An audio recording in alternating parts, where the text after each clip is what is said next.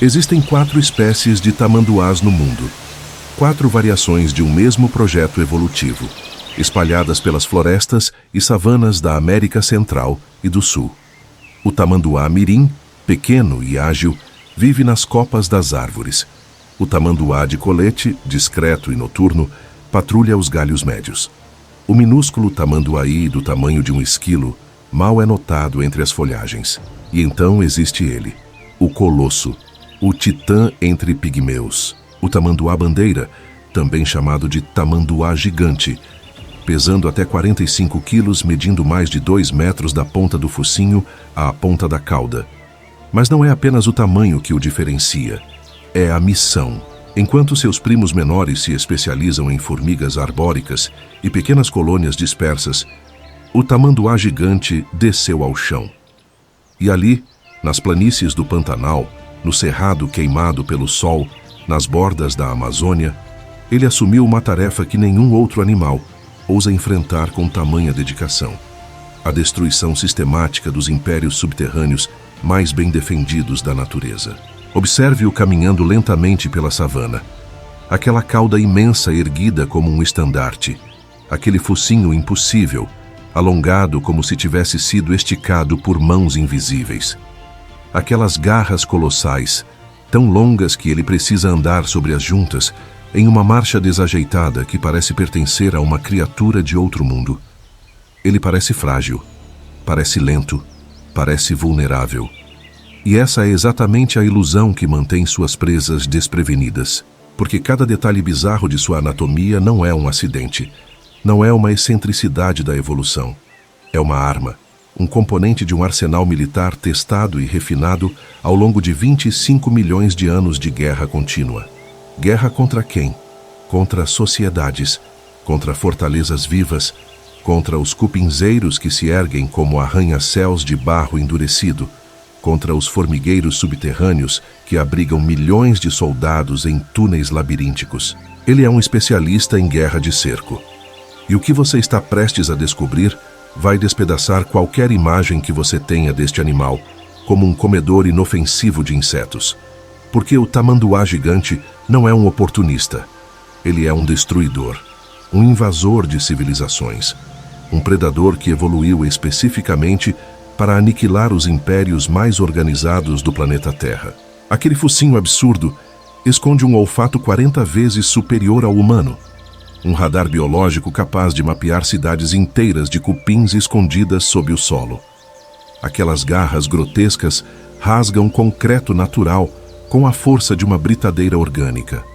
E aquela língua que você mal pode imaginar, com seus 60 centímetros de comprimento cobertos por saliva pegajosa, invade fortificações a uma velocidade brutal, capturando até 30 mil soldados inimigos em um único dia de campanha. E ele faz isso sozinho, sem alcateia, sem bando, sem parceiros. Um guerreiro solitário patrulhando até 9 quilômetros por dia, detectando, atacando, consumindo e seguindo adiante, deixando para trás impérios parcialmente destruídos que levarão meses para se recuperar.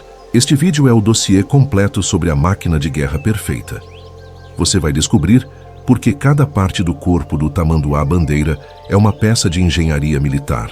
Vai entender como ele trava batalhas relâmpago contra exércitos de milhões. E vai perceber que a natureza, quando precisa derrubar impérios, não cria dragões. Ela cria especialistas. Se você quer testemunhar a guerra mais silenciosa e brutal da América do Sul, curta este vídeo e inscreva-se no canal, porque o destruidor já está em patrulha. E nenhuma fortaleza está segura. Quando você pensa em um predador, provavelmente imagina presas afiadas, garras retráteis, músculos explosivos, velocidade. Mas o tamanduá gigante não tem nada disso. Ele não possui dentes. Sua velocidade máxima mal ultrapassa os 5 km por hora. Seus músculos não são projetados para saltos ou corridas. E ainda assim, ele é um dos caçadores mais eficientes da América do Sul, capaz de consumir mais de 30 mil presas em um único dia. Como? Porque ele não evoluiu para caçar indivíduos. Ele evoluiu para saquear civilizações inteiras. E quando você observa os números, a escala de sua operação se torna absolutamente desconcertante. Um tamanduá gigante adulto passa entre 12 e 14 horas por dia em patrulha ativa. Durante esse período, ele pode visitar entre 50 e 100 colônias diferentes de formigas e cupins. Mas aqui está o detalhe que revela sua genialidade tática. Ele nunca destrói completamente uma colônia. Cada ataque dura entre 1 e 3 minutos, tempo suficiente para causar dano significativo, mas insuficiente para esgotar o recurso. Ele sabe por instinto codificado em milhões de anos de seleção natural que aquela mesma colônia precisa sobreviver. Porque ele voltará amanhã, na próxima semana, no próximo mês. Ele não é um invasor. Ele é um coletor de impostos, um senhor da guerra que mantém seus vassalos vivos apenas o suficiente para que continuem produzindo o tributo necessário. Essa estratégia de exploração sustentável é tão sofisticada que ecólogos levaram décadas para compreender completamente sua importância. O tamanduá-bandeira não apenas se alimenta, ele gerencia recursos. Ele cultiva seus próprios campos de caça através de um sistema de rotação territorial que garantiria respeito em qualquer faculdade de administração agrícola. Um único indivíduo pode manter um território de até 25 quilômetros quadrados. Dentro dessa área, ele conhece a localização de centenas de colônias e ele as visita em ciclos calculados, permitindo que cada uma se recupere antes de seu retorno. É agricultura de precisão aplicada à predação. É pecuária sem cercas. É a prova de que inteligência evolutiva pode superar força bruta em qualquer campo de batalha. Mas para executar essa estratégia de exploração sustentável, ele precisou desenvolver o arsenal mais especializado da natureza terrestre, e cada arma em seu corpo conta uma história de adaptação extrema. Comecemos pelo radar. O focinho alongado do tamanduá-bandeira não é apenas estranho, é um milagre de bioengenharia sensorial. Dentro daquela estrutura tubular residem cavidades nasais profundamente expandidas, revestidas com epitélio olfativo que cobre uma área 40 vezes maior que a encontrada em um ser humano, de tamanho equivalente. Quando ele caminha pelas planícies, sua cabeça balança suavemente de um lado para o outro, não por desequilíbrio, mas por cálculo. Ele está escaneando o ar, lendo as correntes de odor, detectando a assinatura química de colônias subterrâneas localizadas a metros de distância, sob camadas de terra compactada, raízes entrelaçadas e vegetação densa. Ele identifica não apenas a presença de insetos, mas a espécie, o tamanho da colônia, até mesmo o nível de atividade defensiva. Formigas correição, agressivas e perigosas, liberam feromônios específicos que ele reconhece e evita. Cupins subterrâneos, gordos e nutritivos, emitem outro perfil químico que ativa seus sistemas de ataque. Ele não desperdiça energia. Cada alvo é escolhido com base em inteligência prévia. E quando o alvo é confirmado, o segundo componente do arsenal entra em ação. As garras. As garras. Cada pata dianteira do tamanduá gigante possui 5 dedos, mas os 3 centrais foram transformados em lâminas curvas que podem atingir até 10 centímetros de comprimento. Elas são tão grandes, tão desproporcionais, que ele não consegue apoiar as palmas no chão. Por isso aquela marcha estranha, caminhando sobre os nós dos dedos, com as garras dobradas para dentro, protegidas do desgaste. Essa deformidade aparente é, na verdade, conservação de armamento. Porque quando ele localiza um cupinzeiro, aquelas garras se tornam picaretas vivas. Com movimentos poderosos e calculados, ele as enterra na estrutura de barro endurecido que pode ter a resistência do concreto mal curado. O som é seco, brutal. Pedaços de parede se desprendem. Túneis são expostos. E em segundos, abrem-se fendas profundas que revelam as câmaras internas da colônia, onde milhares de cupins operários e soldados entram em pânico absoluto. A força necessária para essa demolição é monstruosa. Estudos biomecânicos calculam que um tamanduá gigante pode exercer uma pressão de mais de 200 quilos por centímetro quadrado com suas garras dianteiras. É força suficiente para rasgar madeira envelhecida, despedaçar cupinzeiros fossilizados que resistiram a décadas de chuvas e para abrir formigueiros subterrâneos compactados como pedra. Ele é uma escavadeira biológica. E quando a fortaleza é violada, quando as defesas são rompidas, a terceira arma é desembainhada. A língua, a arma de invasão definitiva. Ela mede entre 50 e 60 centímetros de comprimento. Para contextualizar, isso é quase 1/3 do comprimento total de seu corpo, excluindo a cauda. É cilíndrica, muscular e coberta por uma saliva extremamente pegajosa, secretada por glândulas salivares hipertrofiadas que ocupam uma parte significativa de seu tórax. Essas glândulas, localizadas próximas ao externo, são tão desenvolvidas que se estendem até a base do pescoço, produzindo continuamente a substância viscosa que transforma a língua em um arpão pegajoso de eficiência brutal. Essa saliva não é apenas cola. Ela possui propriedades químicas específicas que a tornam quase impossível de remover das superfícies quitinosas dos insetos. A composição inclui mucoproteínas de alta densidade molecular que criam pontes de adesão múltiplas com a quitina, o material que forma o exoesqueleto dos insetos. Uma vez que um cupim ou formiga toca essa substância, ele está condenado. A força necessária para se libertar excede em muito a capacidade muscular de qualquer inseto social. Quando a língua do tamanduá dispara para dentro dos túneis recém-abertos, ela se move com uma velocidade surpreendente, entrando e saindo da colônia em movimentos rápidos e ritmados, até 160 vezes por minuto. Isso significa que a cada segundo, quase 3 ataques são executados. 3 invasões nos túneis, 3 coletas de presas aterrorizadas. E cada vez que ela retorna à boca, traz dezenas, às vezes centenas de insetos colados em sua superfície. Eles são esmagados contra o palato duro, processados sem mastigação, porque o tamanduá não tem dentes, e enviados diretamente para um estômago musculoso que tritura quitina com a eficiência de um moedor industrial. O estômago possui paredes espessas e musculares que funcionam como uma moela, quebrando os exoesqueletos e liberando o conteúdo nutritivo dos insetos. Em 3 minutos de ataque concentrado, ele pode consumir entre 3 e 5 mil insetos. Faça as contas. 50 colônias por dia. 3 mil insetos por ataque. Você está olhando para um predador que remove entre 150 mil e 200 mil insetos do ecossistema diariamente. Mas aqui está a reviravolta que define sua genialidade tática. Ele não mata soldados, ele devora operários. As formigas e cupins soldados, equipados com mandíbulas afiadas e ferrões, são rápidos demais, agressivos demais e oferecem muito pouca carne para o esforço. Os operários, no entanto, são lentos, gordos, nutritivos e abundantes. Eles são o coração produtivo da colônia. E ao focar exclusivamente neles, o tamanduá causa um dano econômico à sociedade de insetos, muito maior do que se matasse apenas soldados.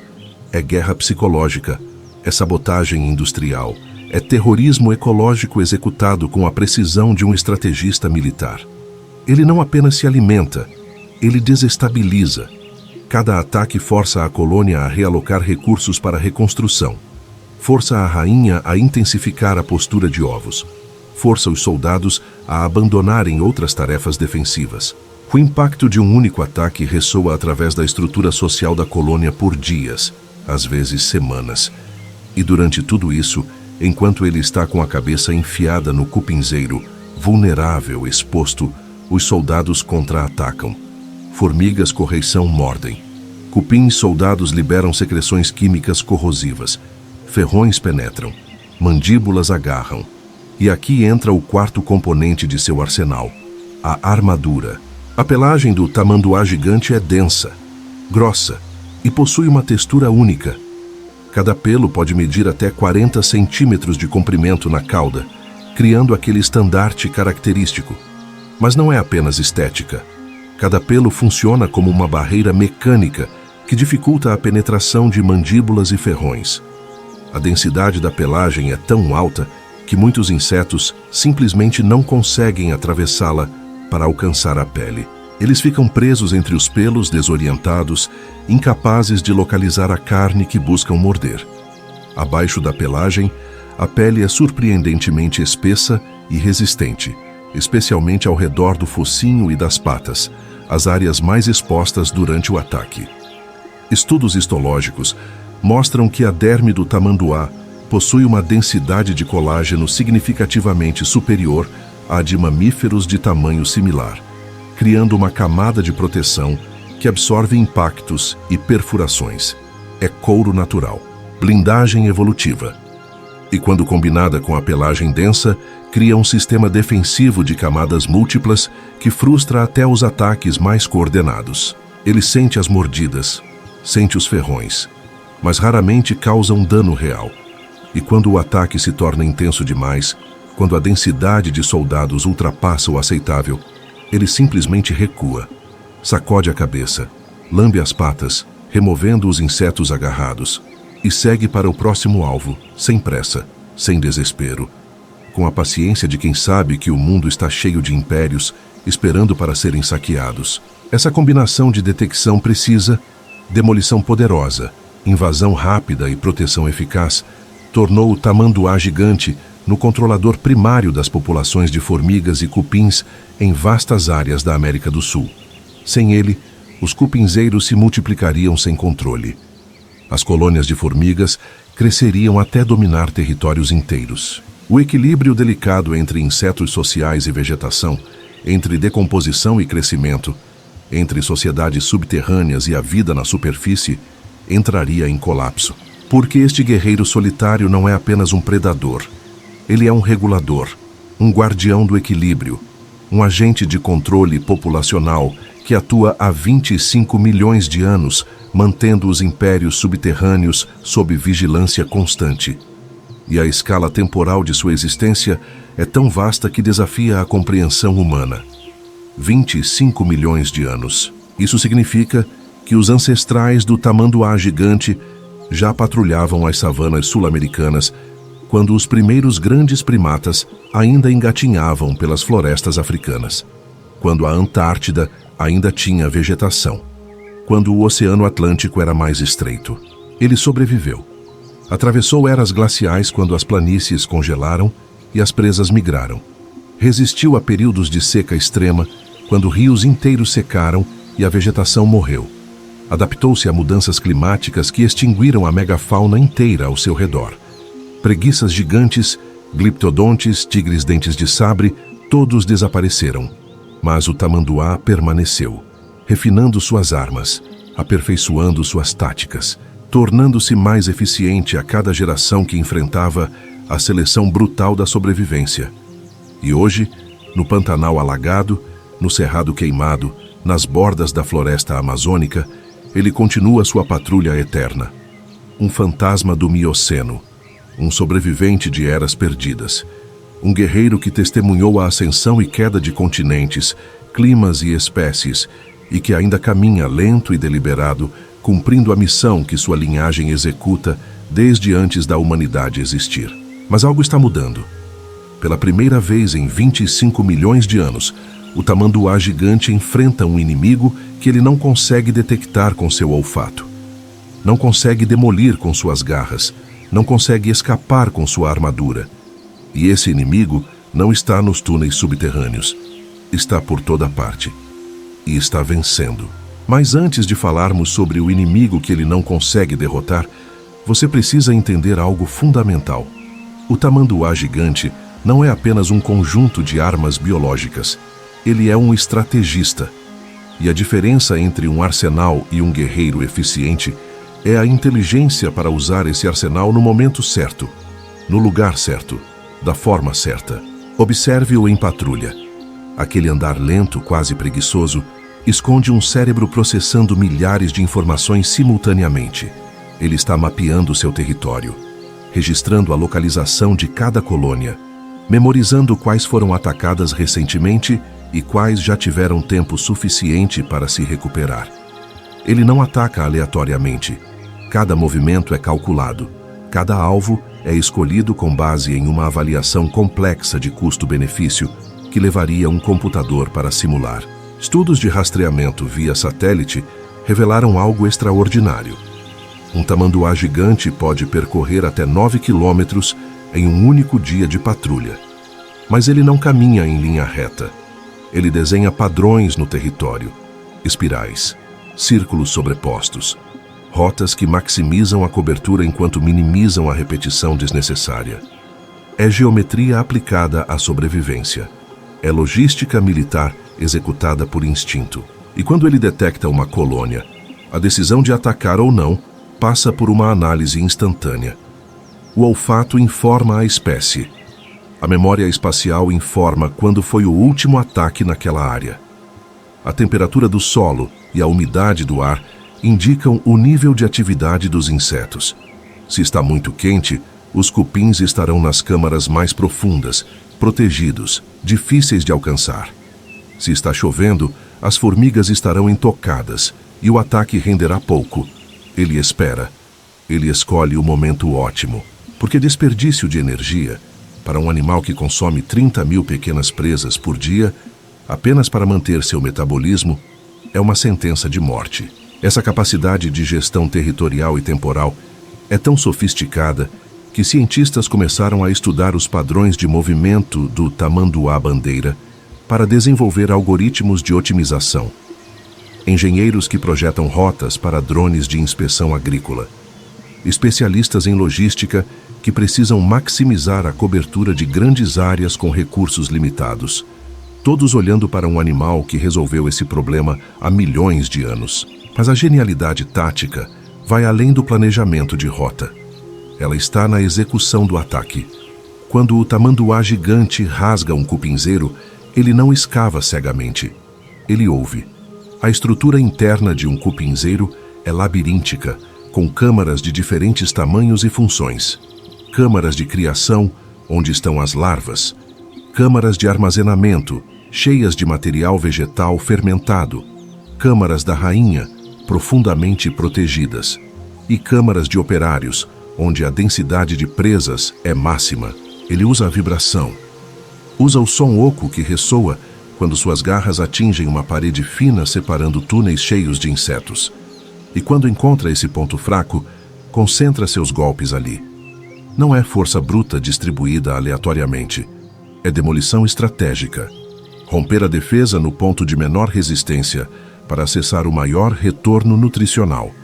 É a mesma lógica que engenheiros de cerco medievais usavam ao escolher onde posicionar os arietes contra muralhas de castelos. E quando a língua entra em ação, até isso é tático. Ela não varre os túneis indiscriminadamente. Ela segue padrões. Desce primeiro, onde a gravidade puxa os insetos em pânico. Depois varre lateralmente, capturando os que tentam escapar pelas rotas secundárias. E, finalmente, faz movimentos rápidos e erráticos que confundem o sistema de fuga coordenado das presas. Porque sim, até insetos sociais têm protocolos de evacuação.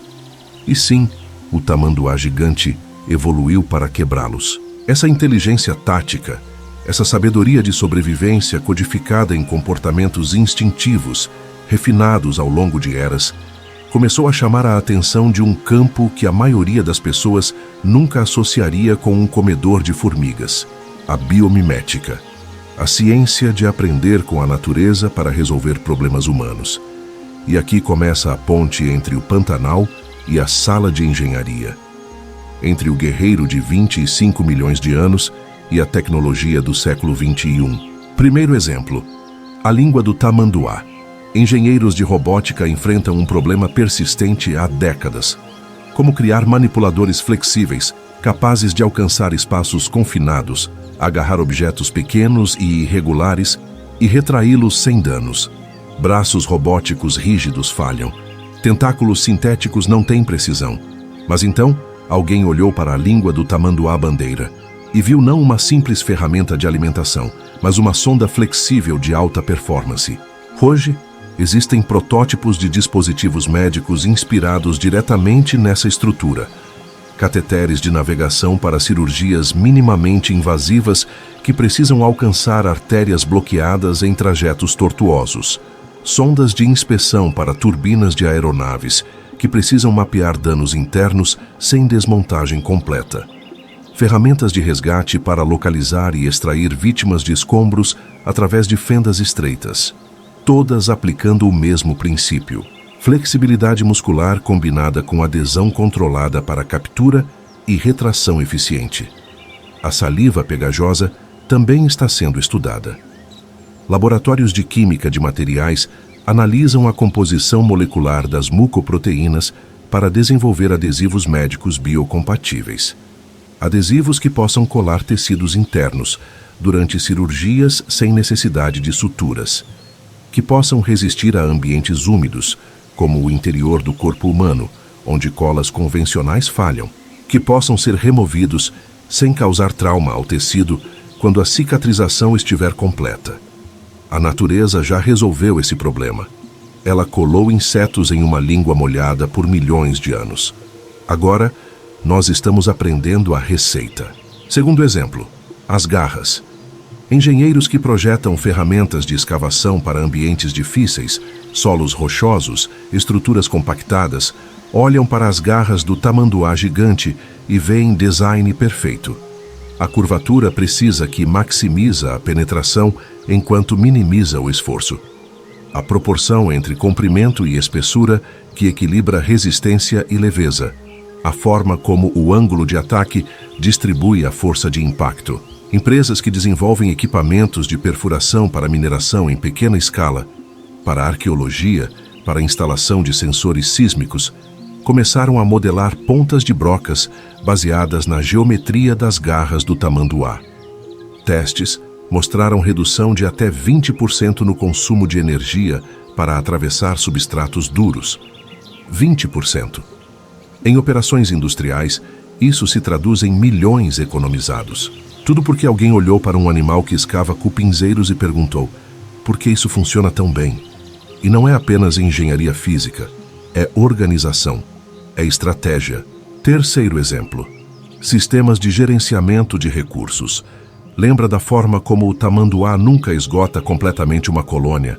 Lembra de como ele mantém um ciclo de exploração sustentável, visitando dezenas de alvos e permitindo que cada um se recupere antes do retorno? Isso é manejo de recursos renováveis executado com perfeição instintiva. E pesquisadores em gestão de pescarias, em exploração florestal sustentável, em agricultura regenerativa, estão estudando esses padrões. A lógica é simples, mas profunda. Se você explora um recurso até a exaustão, você destrói a fonte. Se você explora apenas o suficiente e depois se move, permitindo regeneração, você cria um sistema perpétuo. O tamanduá não precisa de planilhas ou modelos matemáticos. Ele simplesmente faz. E faz há milhões de anos. Enquanto isso, a humanidade está redescobrindo esses princípios depois de colapsar estoques pesqueiros inteiros, depois de transformar florestas em desertos, depois de esgotar solos até a esterilidade. Existe humildade em admitir que um animal sem educação formal, sem linguagem complexa, sem tecnologia, conseguiu resolver problemas de sustentabilidade que nós, com toda a nossa inteligência e ferramentas, ainda lutamos para compreender. Mas existe também sabedoria. Sabedoria em reconhecer que a solução já existe, não em um laboratório, não em uma simulação de computador, mas caminhando pelas planícies do Pantanal, com garras que arrastam no chão e uma língua de 60 centímetros. Quarto exemplo: medicina e farmacologia.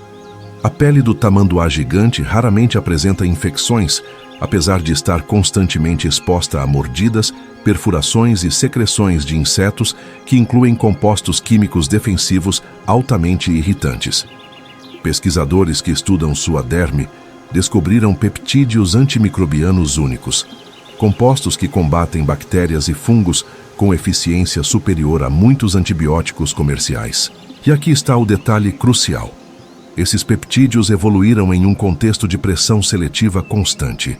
Milhões de anos de exposição a patógenos variados criaram um sistema imunológico cutâneo de eficácia brutal.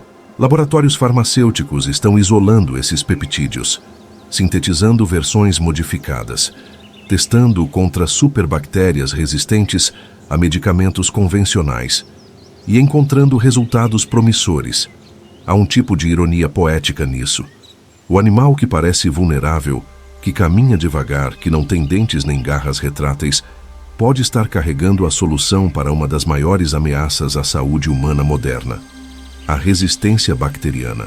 Tudo porque ele precisou sobreviver a bilhões de mordidas infectadas ao longo de sua história evolutiva. Quinto exemplo: psicologia e comportamento social. O tamanduá gigante é solitário, exceto durante o acasalamento e o período em que a mãe carrega o filhote nas costas. Ele vive isolado, sem alcateia, sem colônia, sem grupo. E ainda assim, ele não apenas sobrevive, ele prospera. Estudos sobre solidão humana, sobre a necessidade de conexão social, às vezes esquecem que existem modelos alternativos de sucesso. O tamanduá nos lembra que cooperação não é a única estratégia viável, que autossuficiência, quando aperfeiçoada ao extremo, pode ser igualmente poderosa. Isso não é uma recomendação para isolamento humano. Somos primatas sociais, precisamos de conexão, mas é um lembrete de que a natureza explora todos os caminhos possíveis e que estudar esses caminhos alternativos pode nos ensinar algo sobre resiliência individual, sobre independência funcional, sobre a força que pode existir em não depender de ninguém para sua sobrevivência diária. E talvez o exemplo mais profundo, o mais filosófico, a ideia de especialização extrema. O tamanduá gigante é tão especializado em sua dieta e estratégia de caça que ele não consegue comer praticamente mais nada. Ele abriu mão da versatilidade. Ele apostou tudo em um único caminho evolutivo. E venceu. Durante 25 milhões de anos, ele venceu. Isso desafia a sabedoria convencional que valoriza generalistas, que celebra a adaptabilidade ampla. Mas a verdade é que ambos os caminhos funcionam. Generalistas sobrevivem porque podem mudar de estratégia quando o ambiente muda. Especialistas sobrevivem porque dominam absolutamente um nicho que ninguém mais pode contestar. O tamanduá é o mestre incontestável de seu domínio. Nenhum outro predador pode competir com ele na destruição de cupinzeiros. Nenhuma outra criatura evoluiu um arsenal tão perfeitamente calibrado para aquela missão específica. E enquanto a humanidade oscila entre celebrar especialistas e temer a hiperespecialização, enquanto debatemos educação generalista versus treinamento técnico profundo, o tamanduá simplesmente existe, provando que, quando você é o melhor absoluto em algo essencial, você garante seu lugar no mundo. Não importa quão bizarro você pareça, não importa quão estreito seja seu foco, importa que você seja insubstituível. Essa é a lição que universidades deveriam ensinar, que corporações deveriam internalizar, que indivíduos deveriam considerar. Encontre aquilo que só você pode fazer, da forma que só você pode fazer. E então, torne-se tão bom nisso que sua existência se torna indispensável. O tamanduá gigante não é bonito, não é rápido, não é versátil, mas é insubstituível. E isso, ao longo de eras, provou ser suficiente. Então, quando você vê um tamanduá caminhando devagar pelo cerrado, reconheça o que está diante de você. Não é apenas um animal, é um arquivo vivo de soluções, um manual de estratégias testadas sob pressão por milhões de anos, uma biblioteca genética de inovações que a engenharia humana ainda está descobrindo. E mais do que isso, é uma declaração filosófica sobre o valor da especialização, sobre a força da independência, sobre a sabedoria de dominar completamente seu domínio, mesmo que esse domínio pareça estreito para observadores externos. A humanidade está aprendendo com o tamanduá gigante, lentamente, peça por peça, língua por língua, garra por garra, estratégia por estratégia. E cada lição revela o mesmo padrão. A natureza já resolveu isso. Ela testou, ela refinou, ela provou. E agora, se formos humildes o suficiente, sábios o suficiente, podemos aprender. Mas aqui está a questão que deveria tirar seu sono. Qual dessas conexões te surpreendeu mais? Os cateteres médicos inspirados na língua pegajosa? As brocas de mineração baseadas nas garras curvadas? Os algoritmos de logística copiados das rotas de patrulha? Ou a ideia filosófica de que especialização extrema pode ser mais valiosa que versatilidade ampla? Comente abaixo, porque sua resposta revela algo sobre como você vê o mundo, sobre o que você valoriza, sobre onde você acredita que reside a verdadeira força. Enquanto isso, o tamanduá continua sua patrulha, indiferente ao nosso aprendizado, indiferente aos nossos estudos, executando a mesma missão que sua linhagem executa desde antes dos Andes atingirem sua altura atual. Desde antes do Istmo do Panamá conectar as Américas, desde antes dos humanos descerem das árvores africanas. Mas pela primeira vez em toda essa história ancestral, algo mudou. Pela primeira vez, o mestre incontestável de seu domínio enfrenta um inimigo que não respeita sua especialização, que não se impressiona com seus 25 milhões de anos de experiência, que não pode ser detectado por olfato, demolido por garras ou evitado por estratégia. E esse inimigo está vencendo. Durante 25 milhões de anos, o tamanduá gigante enfrentou predadores, onças que espreitavam nas sombras, jacarés que aguardavam nas margens dos rios, arpias que desciam do céu, e ele sobreviveu a todos. Suas garras, quando erguidas em postura defensiva, transformam-no em uma fortaleza viva. Existem registros de onças recuando depois de receberem golpes profundos. Existem relatos de confrontos onde o tamanduá, abraçando seu atacante com aquelas garras letais, causou ferimentos fatais antes de cair. Ele não é indefeso. Nunca foi. Mas agora, pela primeira vez em sua longa história, ele enfrenta um inimigo que não ataca com presas ou garras. Um inimigo que não pode ser abraçado, não pode ser ferido, não pode ser evitado. E esse inimigo não está interessado em um confronto direto. Está destruindo o mundo ao redor do tamanduá, eliminando lentamente todas as condições que permitiram sua existência por eras. Esse inimigo somos nós. E o que torna isso particularmente brutal é que não estamos destruindo o tamanduá gigante por malícia. Não estamos caçando-o por esporte ou por troféu, embora isso aconteça. Estamos destruindo-o por indiferença, por crescimento descontrolado, por ignorância sobre o papel que ele desempenha. Estamos cortando as raízes do sistema que o sustenta, e quando ele cair, nem perceberemos o que perdemos até que seja tarde demais. Vilão número 1. A destruição direta do habitat. Ameaça visível e implacável. O Pantanal, o Cerrado e as áreas de transição amazônica, onde o tamanduá gigante evoluiu e prosperou, estão sendo devorados. Não por cupins, não por formigas, por tratores, por motosserras, por fogo. A expansão agrícola no Brasil Central avança a uma velocidade que teria parecido impossível há 50 anos. Milhões de hectares de vegetação nativa convertidos em pastagens, em campos de soja, em monoculturas que alimentam mercados globais. E a cada hectare convertido, o território de patrulha de um tamanduá encolhe. Lembre-se dos números. Um único indivíduo precisa de até 25 quilômetros quadrados para manter sua estratégia de exploração sustentável. Quando esse território é fragmentado, quando metade vira pasto e a outra metade fica isolada por cercas e rodovias, o sistema colapsa. Ele não consegue mais executar suas rotas de patrulha, não consegue mais rotar entre colônias. Ele é forçado a sobreexplorar as poucas que restam, esgotando seus próprios recursos. É como cortar as pernas de um maratonista e depois perguntar por que ele não consegue mais correr. E então vêm as queimadas. O fogo sempre existiu no Cerrado. É parte do ciclo natural. Mas o fogo controlado, o fogo que limpa sem destruir, é diferente dos incêndios massivos que hoje consomem milhões de hectares em temporadas de seca extrema. Queimadas que não deixam refúgios, que não deixam corredores de escape, que transformam planícies inteiras em cinzas. O tamanduá gigante não é rápido. Sua velocidade máxima mal ultrapassa os 5 km por hora. Quando o fogo avança, ele não consegue fugir. E quando consegue, frequentemente já sofreu queimaduras graves nas patas, no focinho, na pelagem. Ferimentos que infeccionam, que o incapacitam de escavar, que o condenam a uma morte lenta por inanição.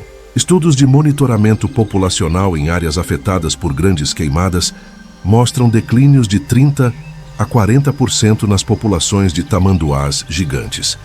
30% a 40%. Em uma única temporada de fogo. E essas não são perdas que se recuperam rapidamente. Fêmeas de tamanduá têm apenas um filhote por gestação. A gestação dura 190 dias. O filhote fica dependente da mãe por até 2 anos. Isso significa que a taxa de reposição populacional é extremamente lenta. Uma população que perde 40% de seus indivíduos pode levar décadas para se recuperar, se é que se recupera. E enquanto ele luta para sobreviver às chamas, outro perigo o aguarda. As rodovias. O tamanduá gigante não entende o conceito de estrada. Para ele, o asfalto é apenas outra superfície que precisa ser atravessada para alcançar o próximo território de caça. Ele não possui a capacidade cognitiva para associar o som distante de um motor ao perigo iminente. Então ele começa a travessia. Lento, deliberado. E então vem o impacto. Centenas de tamanduás gigantes morrem atropelados todos os anos nas rodovias que cortam o Pantanal e o Cerrado. Centenas. Para uma espécie cuja população total no Brasil é estimada em algumas dezenas de milhares, isso é devastador. E não são apenas os adultos, fêmeas carregando filhotes, jovens em dispersão buscando seus próprios territórios, todos vulneráveis, todos incapazes de processar a velocidade de um veículo que se aproxima a 100 km por hora. O tamanduá evoluiu para enfrentar onças, não caminhões. Vilão número 2. A ameaça indireta e sorrateira. O envenenamento silencioso.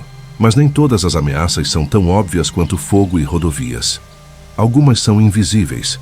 Algumas matam sem deixar corpos chamuscados ou esmagados. Algumas envenenam lentamente, célula por célula, até que o sistema inteiro colapsa. Estamos falando de agrotóxicos, de pesticidas que saturam os solos e as águas das regiões agrícolas. E aqui está o detalhe cruel.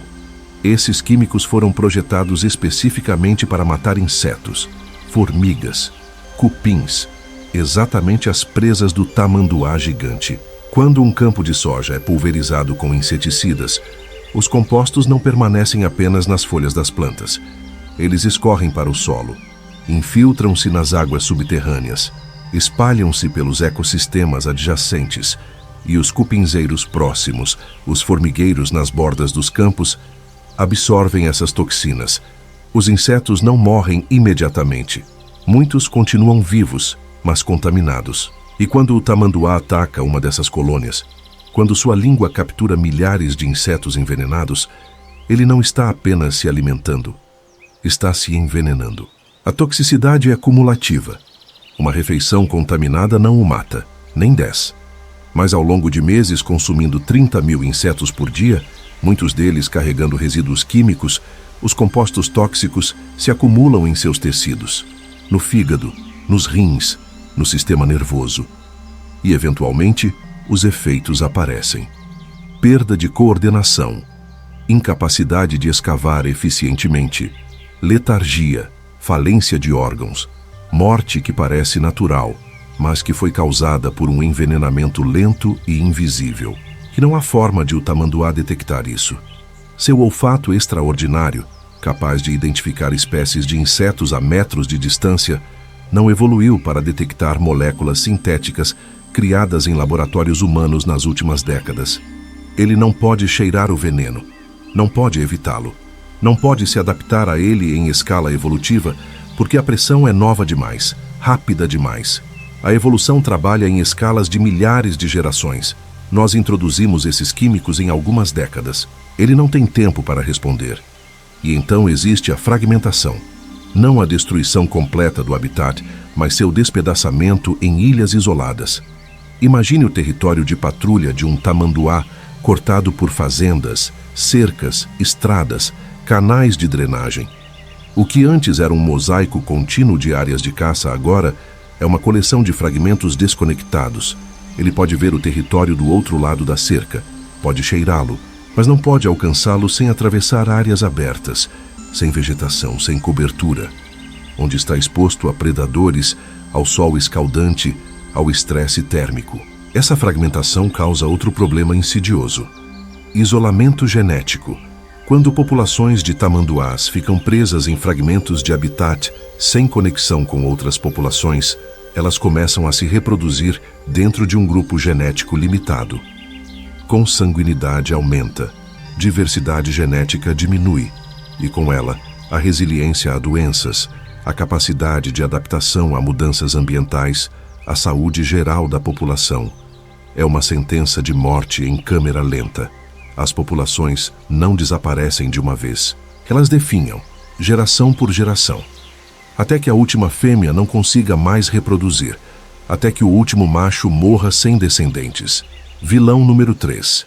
A exploração, a apropriação, a ganância disfarçada de ciência. E enquanto o habitat desaparece e o veneno se acumula, existe ainda outro tipo de ameaça: a captura. O tamanduá gigante, com sua aparência bizarra e seu comportamento único, é cobiçado. Zoológicos querem exibi-lo, colecionadores privados querem possuí-lo, traficantes de animais silvestres querem vendê-lo. E embora a captura de tamanduás gigantes seja ilegal no Brasil e em praticamente todos os países onde ele ocorre, a lei é frequentemente ignorada em regiões remotas onde a fiscalização é escassa. Um filhote de tamanduá pode ser vendido no mercado negro por milhares de dólares. E capturar um filhote geralmente significa matar a mãe, porque ela não abandona sua cria. Ela carrega o filhote nas costas por meses, protegendo-o, alimentando-o, ensinando-o a localizar colônias. Se você quer o filhote, precisa remover a mãe. E a forma mais eficiente de fazer isso é matá-la. Então, para cada filhote capturado, uma fêmea adulta reprodutora é eliminada da população.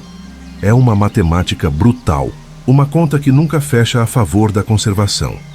E mesmo quando a captura é feita com intenções declaradamente científicas ou conservacionistas, os problemas permanecem. Tamanduás gigantes não se reproduzem bem em cativeiro. Eles são solitários, estressam-se facilmente em espaços confinados, desenvolvem comportamentos repetitivos, estereotipados, sinais de sofrimento psicológico. E mesmo quando conseguem reproduzir, os filhotes nascidos em cativeiro raramente desenvolvem as habilidades necessárias para sobreviver se forem reintroduzidos na natureza. Porque aprender a localizar colônias, a escavar eficientemente, a gerenciar um território, essas são habilidades que exigem anos de aprendizado ao lado da mãe. E uma mãe em cativeiro, estressada e limitada, não pode ensinar isso adequadamente. Então, o que temos? Temos populações selvagens sendo sugadas para sustentar populações cativas que não conseguem se sustentar sozinhas. Temos conhecimento indígena sobre a importância ecológica do tamanduá sendo ignorado em favor de modelos de conservação que priorizam números em planilhas sobre sabedoria de gerações. Temos comunidades locais que conviveram com o tamanduá por séculos, sendo excluídas das decisões sobre seu futuro. E temos a pirataria genética. Cientistas coletando amostras de DNA, de tecidos, de glândulas salivares, estudando essas adaptações extraordinárias, publicando papers, registrando patentes, sem que os países de origem ou as comunidades locais vejam qualquer benefício. É apropriação. É exploração. E é particularmente amarga, porque usa a linguagem da ciência e da conservação para justificar ações que, na prática, enfraquecem ainda mais as populações já ameaçadas. E enquanto tudo isso acontece, enquanto o habitat queima, enquanto o veneno se acumula, enquanto os filhotes são capturados e as populações fragmentam, o impacto maior ainda não foi totalmente compreendido. Porque o tamanduá gigante não é apenas mais um animal. Ele é um regulador ecológico. Ele mantém as populações de cupins e formigas sob controle. E sem ele, essas populações explodem. Cupins descontrolados destroem pastagens. Consomem madeira morta mais rápido do que ela pode ser reposta, alterando os ciclos de nutrientes do solo. Constroem seus impérios subterrâneos até que a paisagem se torne instável, porosa, vulnerável a colapsos. Fazendeiros que matam tamanduás por considerá-los pragas descobrem anos depois que seus próprios campos estão sendo devorados pelos verdadeiros invasores, os cupins, e então gastam fortunas em pesticidas, em controle químico, em tratamentos que poluem ainda mais o ambiente.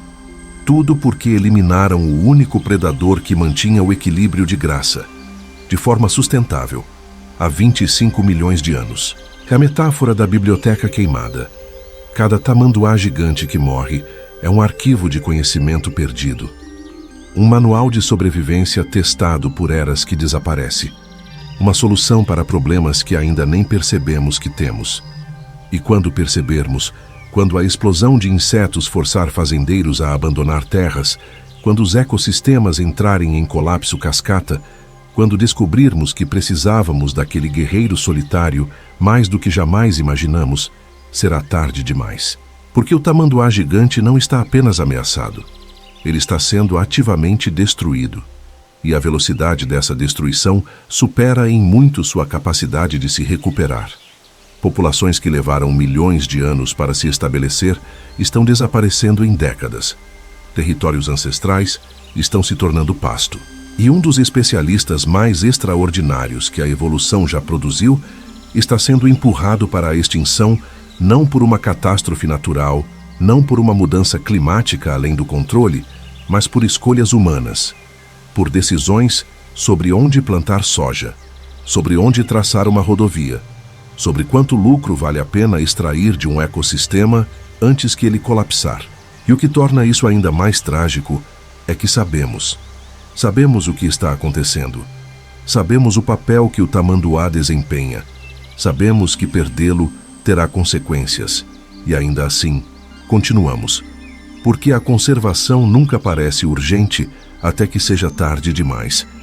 Porque a economia de curto prazo sempre vence a sustentabilidade de longo prazo. Porque é mais fácil ignorar um animal estranho que caminha devagar do que confrontar os sistemas que lucram com sua destruição. O tamanduá gigante sobreviveu a eras glaciais. Sobreviveu a extinções em massa. Sobreviveu a 25 milhões de anos de pressões evolutivas brutais. Mas ele pode não sobreviver a nós. E quando ele cair, quando o último destruidor de impérios der seu último passo, o mundo será um lugar mais pobre, mais desequilibrado, mais vulnerável. E talvez, apenas talvez, finalmente entenderemos o que perdemos. Mas entender depois que é tarde não salva nada. Apenas garante que carregaremos o peso do que destruímos. Para sempre. Mas esta não é uma história de derrota inevitável. Porque enquanto as ameaças são reais, enquanto a destruição avança, algo está mudando. Não rápido o suficiente, não amplo o suficiente, mas mudando. Existe um despertar acontecendo. Uma consciência crescente de que o tamanduá gigante não é apenas uma curiosidade da natureza, mas um pilar essencial dos ecossistemas onde ele existe. E essa consciência está gerando ação. Em várias regiões do Pantanal e do Cerrado, corredores ecológicos estão sendo estabelecidos. Não por acaso, não por bondade espontânea, mas porque cientistas, conservacionistas e até alguns fazendeiros começaram a entender a matemática brutal da fragmentação. Eles perceberam que criar faixas de vegetação nativa, conectando fragmentos de habitat, não é apenas bom para o tamanduá. É bom para todo o ecossistema. Permite que polinizadores se movam. Permite que predadores regulem populações de presas. Permite que o solo respire. E permite que o tamanduá execute suas rotas de patrulha ancestrais. Projetos como o Corredor Ecológico da BR-262, que atravessa o Pantanal, estão implementando passagens subterrâneas e pontes verdes especificamente projetadas para permitir que animais de grande porte atravessem rodovias sem risco de atropelamento. Câmeras de monitoramento já registraram tamanduás gigantes usando essas estruturas, lentamente, cautelosamente, mas usando. E cada travessia bem-sucedida é uma vida salva. É uma conexão genética mantida. É uma população que não ficará isolada. Existem também iniciativas de queimadas controladas e manejo integrado do fogo. porque cientistas reconheceram que o fogo, em si, não é o inimigo. O cerrado evoluiu com o fogo. Muitas espécies de plantas dependem dele para germinar. O problema são os incêndios massivos, descontrolados, que consomem tudo sem deixar refúgios. Então, projetos piloto estão testando queimadas prescritas, executadas em mosaicos, deixando áreas não queimadas onde os animais possam se abrigar e de onde possam recolonizar as áreas restauradas. É trabalho delicado, exige conhecimento profundo, mas está funcionando. E em fazendas que decidiram adotar práticas regenerativas, onde agrotóxicos foram eliminados ou drasticamente reduzidos, populações de insetos nativos estão se recuperando. E com elas, os tamanduás. Porque quando você para de envenenar o sistema, quando permite que a vida retorne, ela retorna. Rápido, resiliente. Alguns fazendeiros relatam que a presença de tamanduás reduziu a necessidade de controle químico de cupins, porque o predador natural voltou a fazer o trabalho que sempre fez. De graça, sem poluir, sem degradar o solo. E de quebra, essas fazendas podem comercializar seus produtos como ambientalmente responsáveis, obtendo preços premium em mercados que valorizam sustentabilidade. É prova de que economia e ecologia não precisam ser adversários. Existem também programas de reabilitação e soltura de tamanduás, vítimas de queimaduras, atropelamentos ou capturas.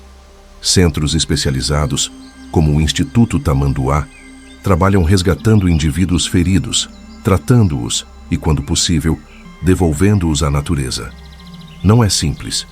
Tamanduás gigantes em recuperação precisam de cuidados intensivos, dietas especializadas que reproduzam sua alimentação natural. Espaço para movimentação. Tempo. Mas muitos sobrevivem. Muitos retornam. E cada um que retorna carrega consigo a possibilidade de reprodução, de descendentes, de continuidade. E não são apenas os cientistas. Comunidades locais estão se tornando guardiãs ativas. Povos indígenas que sempre reconheceram a importância do tamanduá em suas cosmologias e sistemas de conhecimento ecológico estão sendo ouvidos novamente.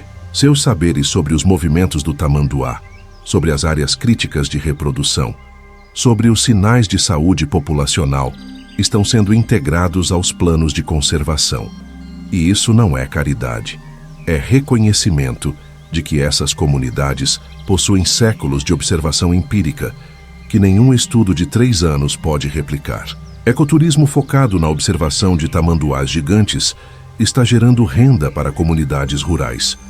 Guias locais treinados levam visitantes para áreas onde os animais podem ser observados em segurança, sem interferência. E o dinheiro que esses visitantes deixam cria um incentivo econômico direto para a proteção. Porque um tamanduá vivo, caminhando pelo Pantanal, atrai turistas, gera empregos, sustenta famílias. Um tamanduá morto gera nada. Essa matemática é simples e está começando a ser compreendida. Mas soluções técnicas e econômicas, por mais importantes que sejam, não bastam. Porque o problema central não é falta de tecnologia, não é falta de recursos, é falta de consciência. É a incapacidade de enxergar valor naquilo que não produz lucro imediato. É a arrogância de acreditar que podemos redesenhar ecossistemas sem consequências. E é aí que a reflexão mais profunda precisa acontecer. O tamanduá gigante passou 25 milhões de anos aperfeiçoando uma estratégia de sobrevivência. 25 milhões de anos desenvolvendo um arsenal biológico. 25 milhões de anos aprendendo a equilibrar exploração e sustentabilidade. E nós, com nossos poucos milhares de anos de civilização, com nossa tecnologia de décadas, achamos que sabemos mais. Achamos que podemos gerenciar melhor. Achamos que podemos substituir funções ecológicas por pesticidas e máquinas. Mas não podemos. Toda vez que tentamos, falhamos. Eliminamos o predador e as presas explodem. Removemos o polinizador e as colheitas caem. Destruímos a floresta e o clima muda.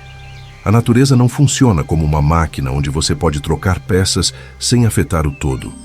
Ela funciona como uma rede, E quando você remove um nó crítico, quando você elimina um especialista com 25 milhões de anos de experiência, a rede se deforma e, eventualmente, se rompe. Então a pergunta não é se o tamanduá gigante vai sobreviver. A pergunta é se nós vamos permitir que ele sobreviva. Porque a sobrevivência dele não depende dele. Ele já provou que sabe sobreviver. Sobreviveu a tudo que a natureza lançou contra ele. O que ele não pode sobreviver é a destruição intencional de seu mundo. E essa destruição não é um ato da natureza. É escolha humana. E escolhas podem ser mudadas. Se há esperança, ela reside em reconhecer que o tamanduá gigante não precisa de nós. Nós precisamos dele. Precisamos de sua capacidade de regular populações de insetos. Precisamos de suas lições sobre sustentabilidade. Precisamos de sua prova de que especialização extrema, quando bem executada, garante sobrevivência por eras. Precisamos dele como símbolo de que existem outras formas de existir além da nossa lógica de crescimento infinito em um planeta finito. E se você assistiu até aqui, se acompanhou a jornada deste guerreiro solitário, desde as planícies do Pantanal até as salas de engenharia, desde os cupinzeiros destruídos até os laboratórios farmacêuticos, você entendeu algo fundamental. Conservação não é sobre salvar animais fofos. É sobre preservar sistemas. É sobre manter funcionais as engrenagens que sustentam a vida. E o tamanduá gigante é uma dessas engrenagens. Bizarra, especializada, insubstituível. Então aqui está o chamado.